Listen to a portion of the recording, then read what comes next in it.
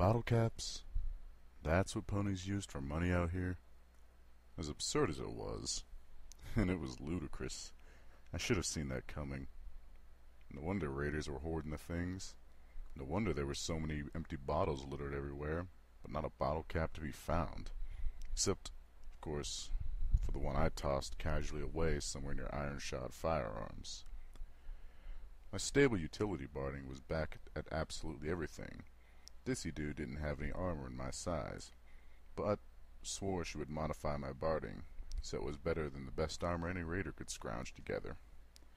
She offered to do it for free, but I insisted on paying her for her work, and that's when I discovered the absolutely cockeyed, no offense to Ditsy, barter system used throughout the equestrian wasteland. Bottle caps? Seriously. Fortunately, pre-war money was still worth something, if only in bulk, if for no other reason other than that they could get sodas out of the few machines that hadn't simply been pried open and raided already.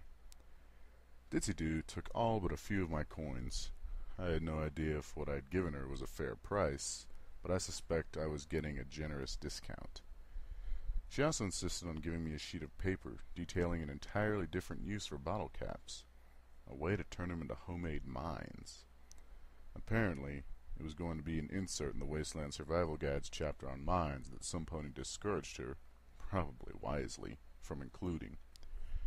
When I had left absolutely everything, Railright commented, "Ditsy-Doo's our resident Pegasus, as well as our resident ghoul." Right, because ghoul ponies sound so much better than zombie pony. Although, he continued, poking a hoof towards Calamity, I keep telling this one he's always welcome to settle down here in my town. He's been keeping the caravan safe going on 4 years now.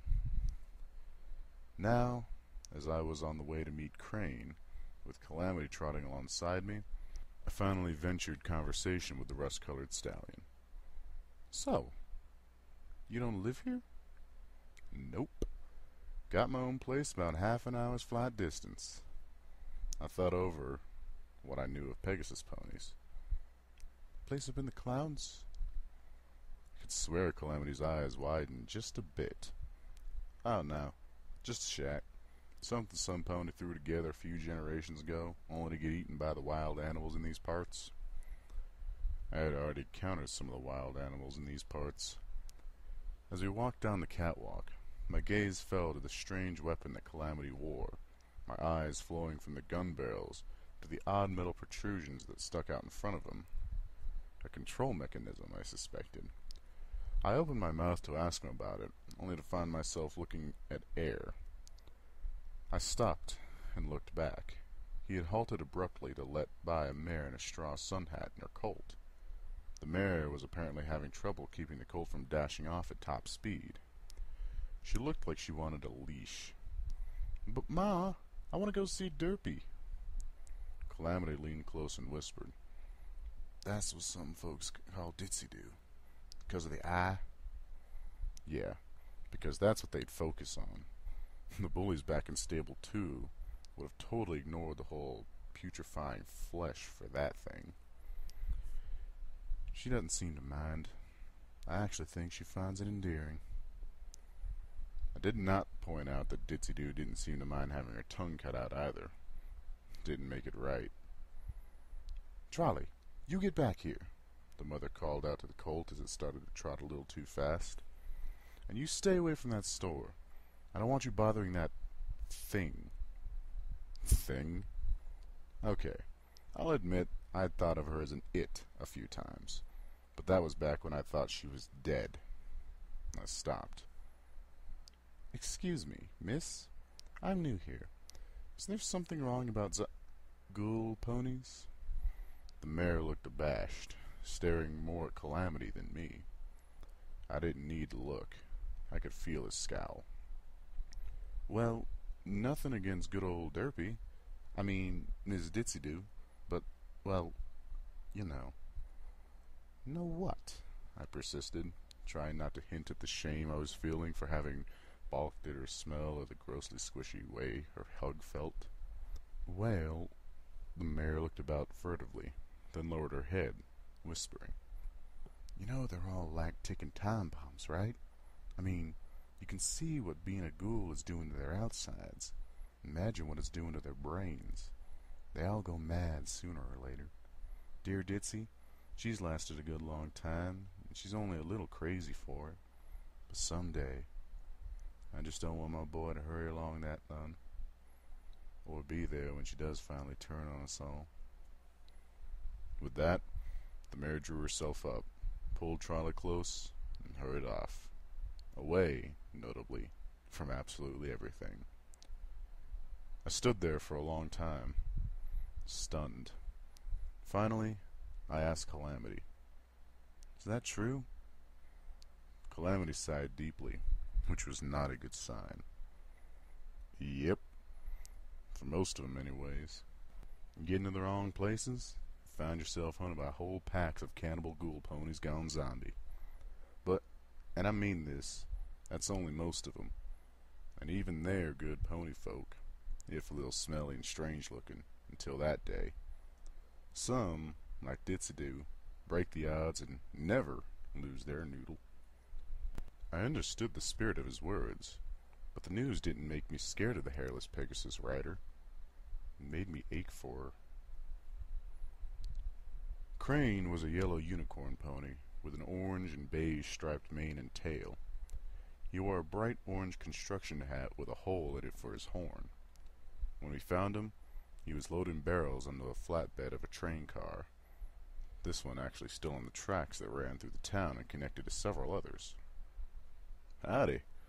Pleased to meet you, there little mare with the pit buck who saved Sweet Apple and Ditzy, not to mention Desert Rose, Barrel Cactus, and Turquoise." He stopped to shake my hoof, vigorously. "Pleased to meet you, too," I smiled, feeling a touch wobbly after the hoof shake. "Railright told me you're the pony to talk to if I wanted to see some heavy lifting." Crane smiled, then casually lifted 3 barrels at once, putting them in their place in the flatbed. "Reckon I am." Then, to my shock, he asked, "What kind of spells you got?" "Spells?"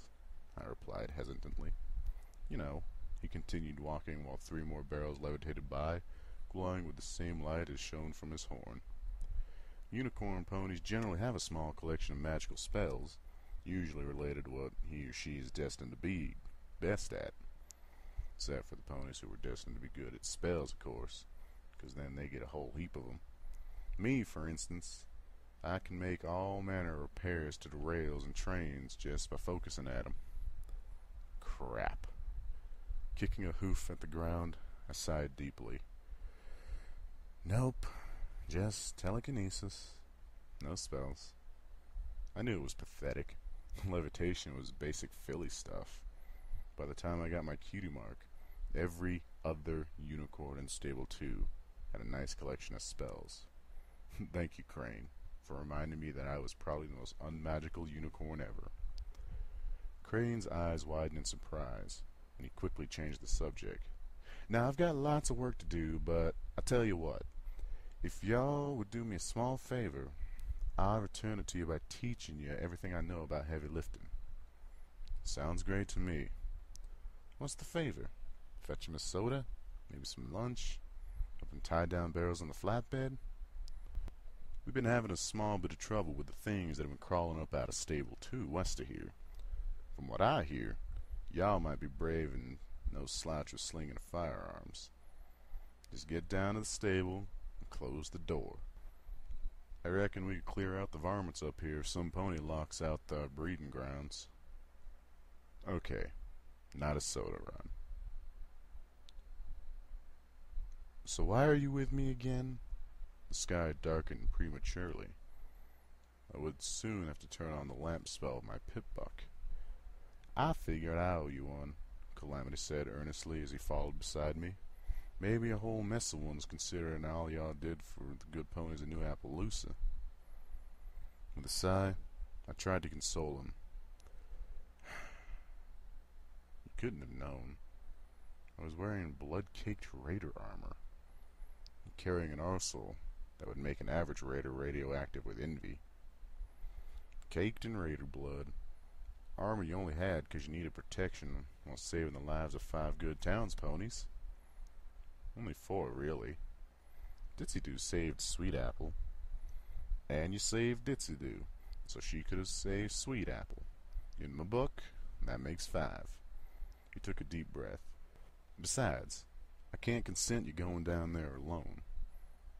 I've heard dark stories about those stables. Bad things happen down in too many of them. I came from a stable. Hell, every pony came from some pony who came from a stable, right? I can see why an empty one would be inviting nesting ground, but it's not like the stables are cursed or sinister. Calamity mulled that over. I suppose you're right about that, all except a few like Ditzy-Doo who somehow survived the apocalypse on the surface, or descended from the folk who did. I halted my trot so abruptly I nearly fell over. My surviving canteen, refilled, swung out and back and smacked me in the chest. Ditzy-Doo survived the war? She's that old? Yep. Ghoul ponies don't age like normal pony folk do. The idea of a pony who had actually been around way back then, who knew what actually happened, blew my mind away. What's her story? Calamity snorted a laugh. So long I couldn't even guess most of it.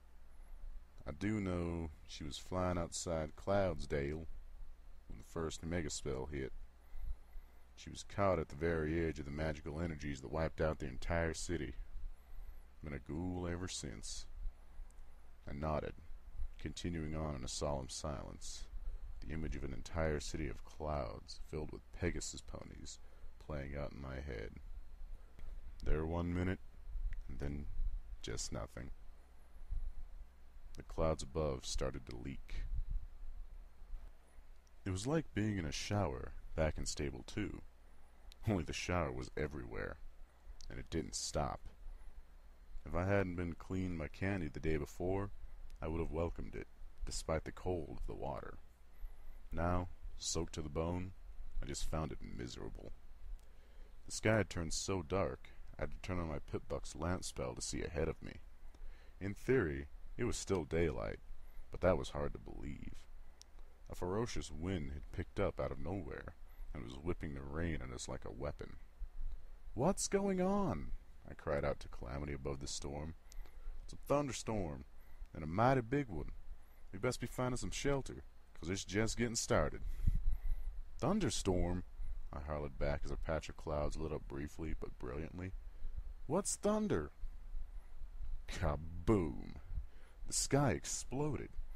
It was like the sound of a gunshot, if the gun was wielded by Celestia herself. It was made out of pure awesome. I actually tried hiding under Calamity. "Get a hold of yourself there." Timidly, and a little bashfully, I backed up and got to my hooves. Another flash illuminated the whole countryside in a stark white shadow, gone before I realized it had happened. Another mighty boom tore the sky, following close behind the flash. Calamity had to put his forehooves on me to stop me from trying again. "If y'all are that scared of the thunder, wait till you actually see the lightning," he chuckled. "Now let's get to moving so we can find some shelter." Each flash of light of the clouds was followed by a terrifying crack or a mighty boom. A little later, I did indeed see the lightning. I had been envisioning lightning bolts, like those blasts of electricity that the brain bots had been shooting at me. This was nothing like that.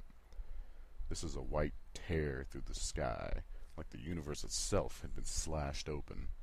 It lasted an eye blink, but I still saw its afterimage floating in front of my face for several minutes later. I also saw some pony, or I thought I did, in the far distance on the hilltop, briefly illuminated by the lightning. I couldn't tell if it was a unicorn or a Pegasus.